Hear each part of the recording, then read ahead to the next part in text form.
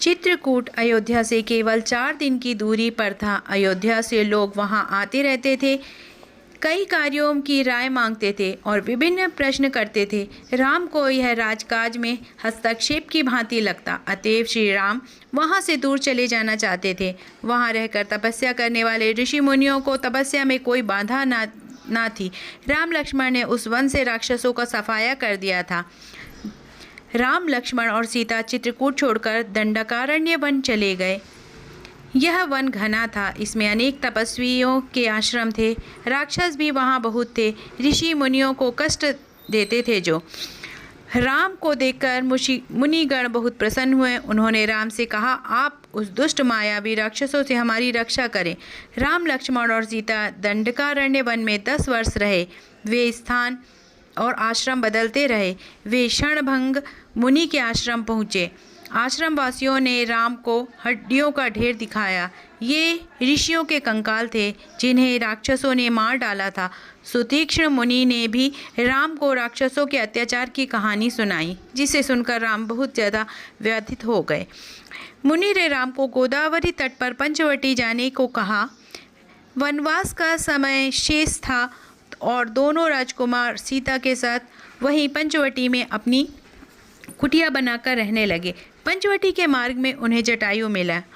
उसने उन्हें विश्वास दिलाया कि वह वन में उनकी सहायता करेगा। पंचवटी में लक्ष्मण ने बहुत सुंदर कुटिया बनाई। वहाँ का वातावरण बहुत मनोरम था। इस बीच राम लक्ष्मण ने राक्षसों को खूब संहार किया। इससे तपस्वी शांति से तप करने लगे। एक दिन लंका के राजा रावण की बहन शूर्पणखा वहाँ आई। उसने माया से सुंदर स्त्री का रूप धारण कर लिया था और राम से कहा कि वह उससे विवाह करना चाहती है। राम ने कहा कि मेरा विवाह हो चुका है। राम के मना करने पर वह लक्ष्मण के पास गई। लक्ष्मण ने उसे फिर राम के पास भेज दिया। शूर्पणखा उन दोनों के बीच भागती रही। क्रोध में आकर शूर्पणखा ने सीता पर झपट्टा मारा। राम ने तत्काल उठकर तलवार खींची और उसके नाक कान काट दिए। वह अपने सौतेले भाई खर और दूषण के पास गई। बदला लेने आए राक्षसों को राम ने मार दिया। राम के पराक्रम को देखकर खरदूषण पूरी सेना के साथ आए। घमासान युद्ध हुआ। अंत में राम की विजय हुई। कुछ राक्षस जान बचाकर भाग गए। भागने वाले राक्षसों में से एक अकंपन ने सीता के अपहरण का सुझाव दिया। रावण सीता हरण के लिए तैयार हो गया, पर मारीच ने रावण को सीता का हरण न करने के लिए कहा। रावण लंका लौट आ गया। थोड़ी देर में शूर्पणखा रावण के पास पहुंची। उसने उसे अपने नाक कान कटने की कहानी सुनाई। रावण फिर मारीच के पास गया, उससे मदद मांगी। विवश होकर मारीच को रावण का आदेश मानना पड़ा। मारीच ने सोने का हिरण के रूप धारण कर कुटी के आसपास घूमने लगा। रावण तपस्वी का वेश धारण कर पेड़ के पीछे छिप गया।